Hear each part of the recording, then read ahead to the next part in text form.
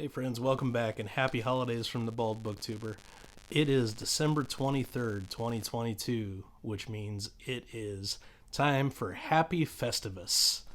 And we will be ringing in Festivus this year, not by airing our grievances, not by participating in feats of strength, not by donating to the Human Fund.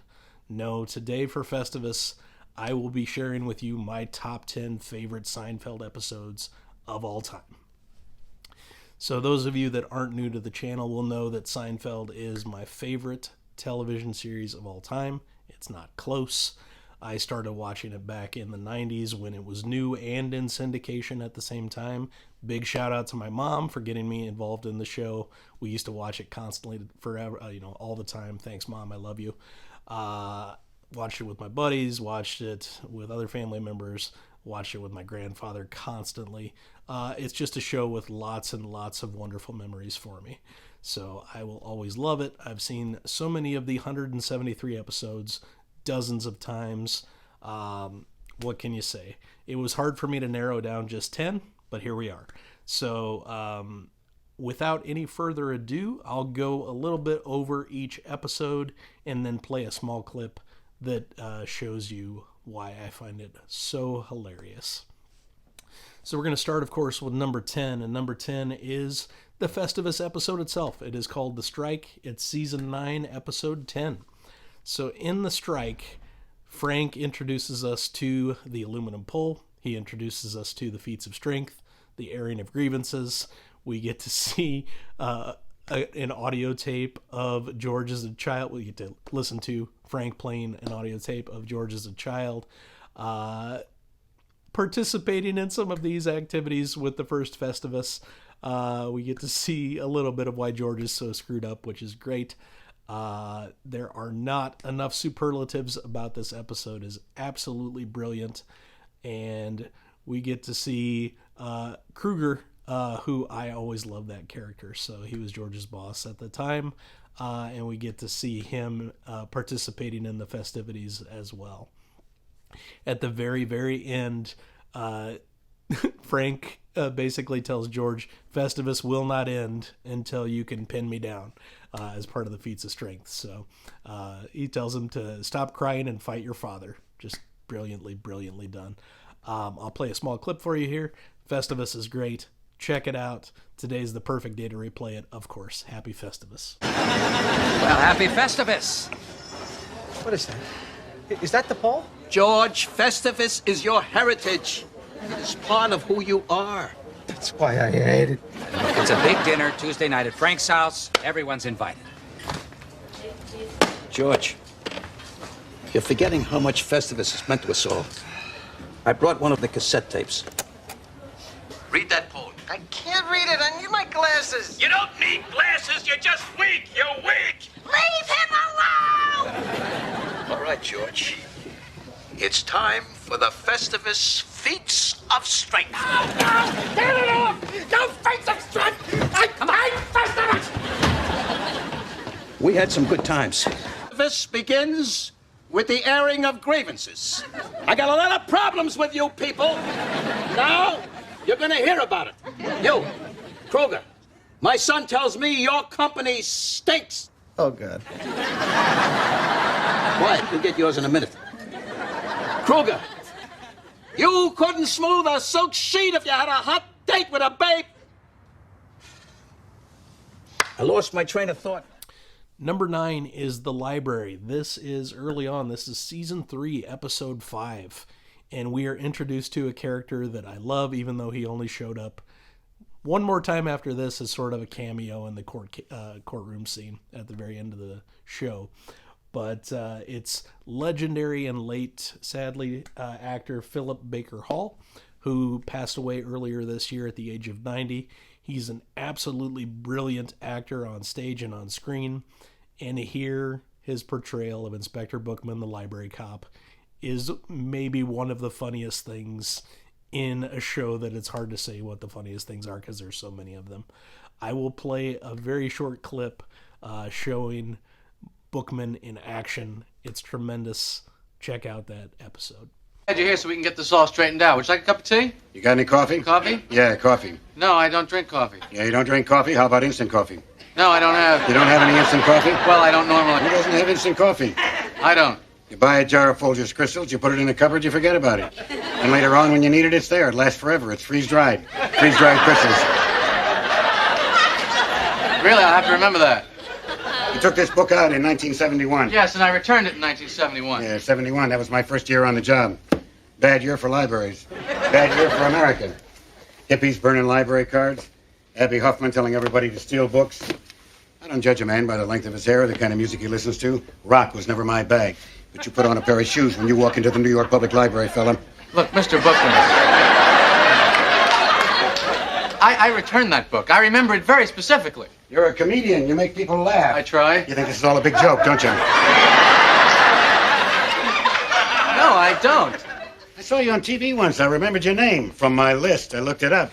Sure enough, it checked out. You think because you're a celebrity that somehow the law doesn't apply to you, that you're above the law? Certainly not. Well, let me tell you something funny, boy. You know that little stamp? The one that says New York Public Library?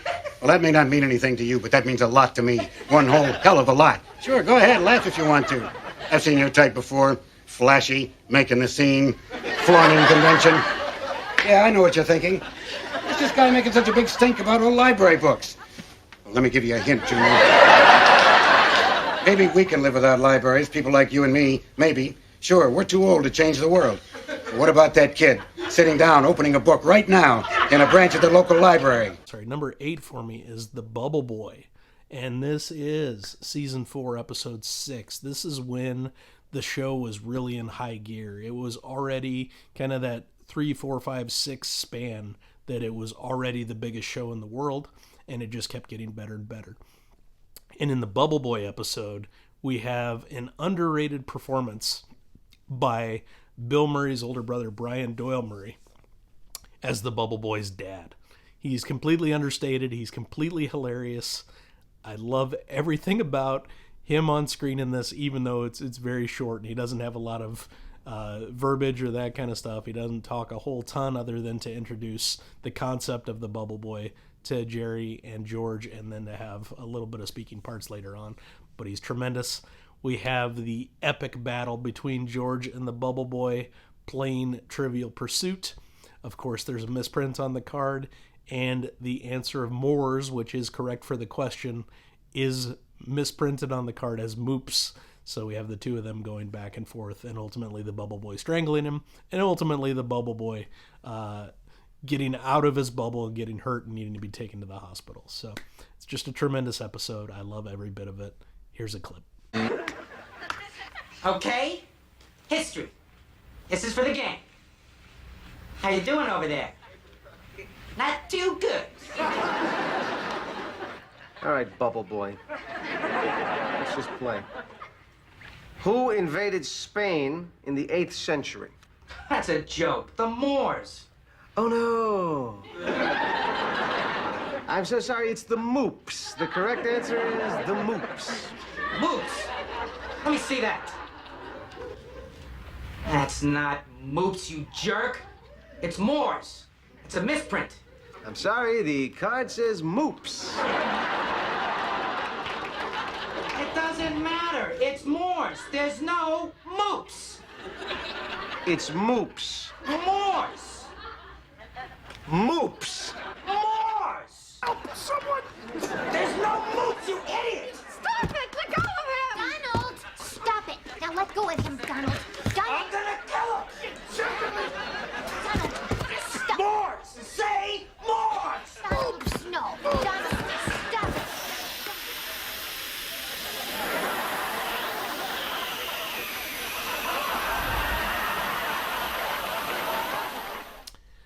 All right, moving on to number 7, The Abstinence. And in this episode, George's girlfriend at the time notifies him that they are unable to do anything together because she has mono. And in order to best maximize his time, I guess, George starts getting into books. He learns other languages. He becomes a Jeopardy expert. He does Rubik's Cubes. The whole episode is George developing the part of his brain that is not hopelessly devoted to sex into more and bigger things. It's tremendous. We see George becoming a genius. And then, of course, at the end, he has sex with the Portuguese waitress, and he becomes an idiot again immediately. Tremendous. I can't get enough of it. We also have Elaine becoming an idiot in the process because she's withholding from her boyfriend, who's trying to pass his medical exams and become a doctor. And so we have her like looking at tires spinning and this kind of stuff. She's just completely idiotic and doesn't know what's going on. Tremendous episode. Here's a clip. Is this a repeat? No. Just lately, I've been thinking a lot clearer. Like this afternoon with this chick in Kiev. I really enjoyed watching a documentary with Louise. Louise, that's what's doing it. You're no longer preoccupied with sex, so your mind is able to focus. You think? Yeah, I mean, let's say this is your brain, okay? Now, from what I know about you, your brain consists of two parts. The intellect, represented here, and the part obsessed with sex. Now, granted, you have extracted an astonishing amount from this little scrap. But with no sex, Louise, this previously useless lump is now functioning for the first time in its existence. Oh, my God. I just remembered where I left my retainer in second grade. I'll see you later. All right, we move on to number 6, The Switch. I love The Switch. This is season 6, episode 11. This is Jerry dating a non-laugher who at most will tell him that's funny to his jokes. He's a comedian, obviously. That's funny isn't going to work. And she has a roommate with a lilting and lovely laugh. And the idea is he asked George to help him find a way to switch the two so that he can get with the roommate versus with his immediate girlfriend. We get to see them kind of going back and forth on this plan, and ultimately George has the wonderful, amazing insight that Jerry should offer to do a menage a trois with the two of them, which he thinks is going to break up him and Sandy and get him with Laura. It has the opposite effect, where both Sandy and Laura are into it, and ultimately Jerry has to bow out, which makes George very angry, and we love George angry. Tremendous episode. Check it out. Here's a small clip. And the worst part, of course, is that she also possessed many of the other qualities prized by the superficial man. I see. So as you can see, I've got a bit of a problem here. Well, if I hear you correctly, and I think that I do, my advice to you is to finish your meal, pay your check, leave here, and never mention this to anyone again. Can't be done, huh? The switch? The switch. Can't be done. I wonder. Do you realize in the entire history of Western civilization, no one has successfully accomplished the roommate switch? In the Middle Ages, you could get locked up for even suggesting it. They didn't have roommates in the Middle Ages. How do you know? Well, for one thing, they didn't have apartments. Well, I'm sure at some point between the years 800 and 1200, somewhere there were two women living together. The point is, I intend to undertake this, and I'll do it with or without you. So if you're scared, if you haven't got the stomach for this, let's get it out right now. And I'll go on my own. If not, you can get on board and we can get to work. Now, what's it gonna be? All right, damn it, I'm in.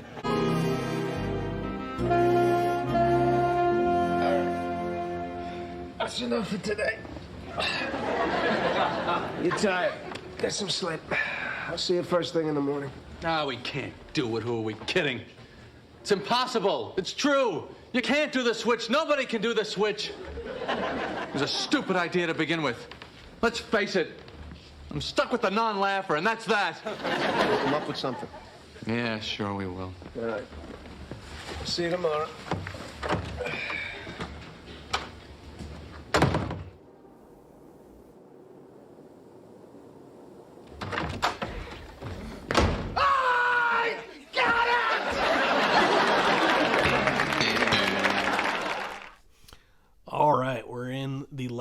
4.5. And number 5 for me is the chicken roaster.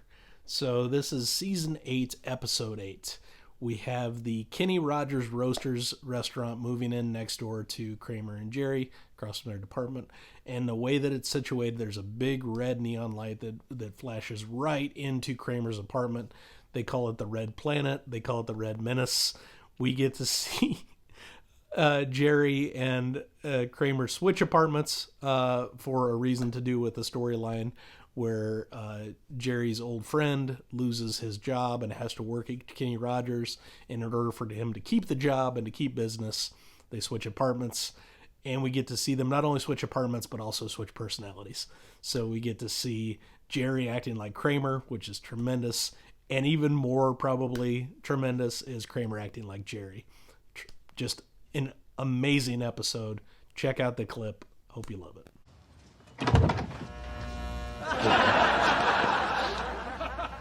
What's going on in there? What? That light! Oh, the red. Yeah, it's a chicken roaster sign. It's right across from my window.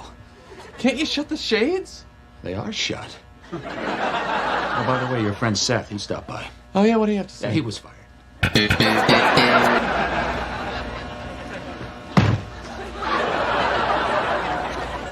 How's life on the Red Planet? Yeah, what's going on down there? What are you doing? So silly. That's tomato juice. That looked like milk to me. Jerry, my rods and cones are all screwed up. All right, we're moving on to number 4. And number 4 is the Marine Biologist. The Marine Biologist is season 5, episode 14. And in this, Jerry introduces George to a woman by telling the woman that George is a marine biologist. And he chooses this because George had watched a documentary. He was super into the whales and all the wildlife and all this kind of stuff. So George is immediately upset because he wants to pretend to be an architect. The Art Vandelay storyline, kind of thumbing its way in there, but we love it. And we get to see kind of George playing along, and they go out on the beach, and it's Larry David's voice. As we know, he did a lot of voice cameos, and he's like, "Is there a marine biologist here? This whale's in trouble." And George's girlfriend says, "George is a marine biologist," so he has to go out and help out this whale. And we find out that the whale was in trouble because there was a golf ball that had lodged itself in its blowhole. That golf ball, of course, was hit by Kramer at the start of the show. So everything ties itself together nicely. Brilliant episode. I'm going to play a short clip, and this is maybe one of my favorite George lines in a series where I love all George lines. He's my favorite character. So here you go. I was terrified. But I pressed on, and as I made my way past the breakers, a strange calm came over me. I don't know if it was divine intervention or the kinship of all living things, but I tell you, Jerry, at that moment, I was a marine biologist. George, I've just been reading this thing in the paper. It's unbelievable. I know, I was just telling them the story. Well, come on, George, finish the story. The sea was angry that day, my friends. Like an old man trying to send back soup in a deli.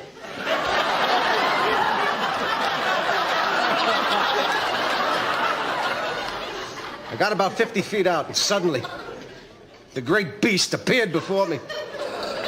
I tell you, he was 10 stories high if he was a foot. As if sensing my presence, he let out a great bellow. I said, "Easy, big fella." And then, as I watched him struggling, I realized that something was obstructing its breathing. From where I was standing, I could see directly into the eye of the great fish. Mammal. Whatever. All right, number 3 is the opposite. And this is, to me, George's best episode. This is season 5, episode 22. Again, George is my favorite character on the show. But in this episode, George is super down on his luck. He doesn't have a job he likes. He's still living with his parents. He's broke. And he decides, I'm just going to do the opposite of everything. Any decision I've ever made, I'm just going to do the opposite of that. And coming from that, George meets this wonderful woman who, he gets with. She has an uncle that works for the Yankees, so he's able to parlay that into a job as the traveling secretary, assistant to the traveling secretary, with the Yankees. He gets a new apartment. He gets all this stuff. Things are going up to the moon for him.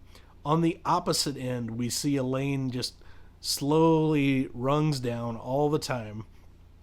And it's due to multiple factors, but we have her initially getting a promotion that has to be revoked because that publishing house goes out of business. We have her being kicked out of her apartment for various reasons that previous episodes had told us about, so those were nice payoffs. We have her basically becoming George as George becomes her. It's fantastic. And all the while, Jerry is completely even Steven through the entire process. Tremendous episode. I love it. Check out the clip. George, that woman just looked at you. So what? What am I supposed to do? Go talk to her. Elaine, bald men with no jobs and no money who live with their parents don't approach strange women. Well, here's your chance to try the opposite. Instead of tuna salad and being intimidated by women, chicken salad and going right up to them. Yeah, I should do the opposite. I should. If every instinct you have is wrong, then the opposite would have to be right. Yes. I will do the opposite. I used to sit here and do nothing and regret it for the rest of the day. So now I will do the opposite and I will do something.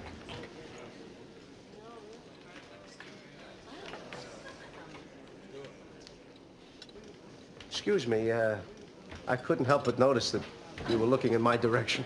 Oh, yes, I was. You just ordered the same exact lunch as me. My name is George. I'm unemployed and I live with my parents. I'm Victoria. Hi.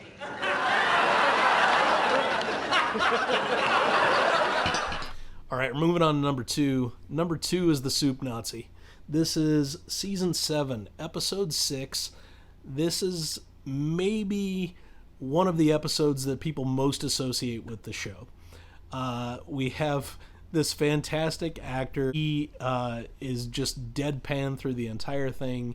He requires people to order in a certain way. He requires them to be quiet and maintain a steady flow through the line, not to keep everybody up. And he throws people out if they do anything wrong in line. It's tremendous. I love the Soup Nazi. We also have, through various circumstances, we have Elaine getting the armoire that the Soup Nazi has through Kramer. And in that armoire are all of the recipes for all of his soups. And she puts the Soup Nazi out of business by revealing all of these soup recipes to everybody. I'm not doing the best job of explaining it. Here's a small clip to show you.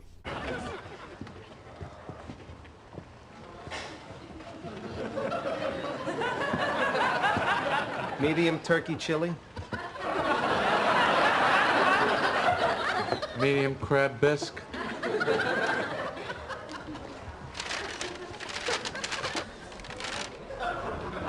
I didn't get any bread. Just forget it. Let it go.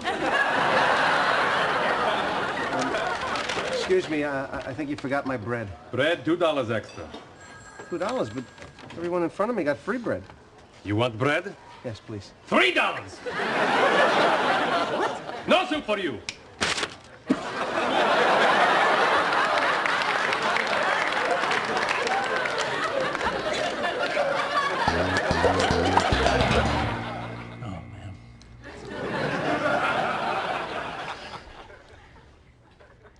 This is fantastic. How does he do it? You know, I don't see how you can sit there reading that and not even offer me any. I gave you a taste. What do you want? Why can't we share? I told you not to say anything. You can't go in there, brazenly flout the rules, and then think I'm going to share with you. Do you hear yourself? I'm sorry. This is what comes from living under a Nazi regime. And that leaves us with number 1. And number 1 is the one episode I would tell people to watch if they've never watched Seinfeld and or they've, are just not into it and they haven't given it a fair shot. This is, in my mind, the most brilliant episode of sitcom television ever made.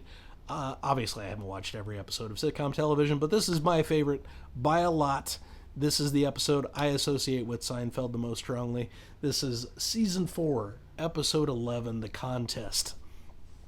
And in The Contest, entirely through innuendo and circumstance, we have our 4 protagonists engaged in a contest of wills where everyone is fighting to maintain and be the master of their own domain. It's absolutely brilliant. We have multiple storylines running through this where Jerry has a naked woman across the way that he can see anytime he wants to. We have Elaine is working out at a gym where John F. Kennedy Jr. is. We have George, who is visiting his mother in the hospital, and it's actually his fault that his mother is in the hospital because she caught him, which is what led to all of this. And every day at 6:30 when he goes to visit her, there is a sponge bath between a nurse and a patient on the other side of the curtain there, which obviously George is very much wanting to do and watch. So it's tremendous. Famously, Kramer is the first person out in a very famous scene where he slaps the money down and says, "I'm out." We then have Elaine who caves due to JFK Jr. Jerry ultimately finally caves because he's dating a virgin, and that falls through, and he's got obviously the woman across the way. And George technically wins the contest, but then we find out in the very last episode, which is one of my favorite callbacks ever, that as the plane is going down, George admits that he cheated at the contest. Just tremendous. And a lot of what I love about the show, you can kind of dip in and out episodically, but for those of us that have watched every episode, there are a ton of Easter eggs and a ton of callbacks that make it all wonderful. All right, I'll tell you this, though. I am never doing that again. What? You mean in your mother's house or all together? All together. Give me a break. Right. Well, you don't think I can? No chance. You think you could? Well, I know I could hold out longer than you. Care to make it interesting? Sure, how much? $100? You're on. Wait a second. Count me in on this. You? Yeah. You'll be out before we get the check. I want to be in on this too. Oh, no. It's all oranges. It's all different thing because you're a woman. So what? It's easier for a woman not to do it than a man. We have to do it. It's part of our lifestyle. It's like shaving. Oh, that is such a baloney. I shave my legs. Not every day. All right, look, you want to be in? Yeah. You got to give us odds. At least 2 to 1. You got to put up $200. No, 1,000. Now, I'll put up 150. So those are my top 10, my friends. I would love to hear you air your grievances and tell me why I'm wrong. Please tell me what your top 10 are. I look forward to it. But until next time, as we always say here, publication order always, my friends.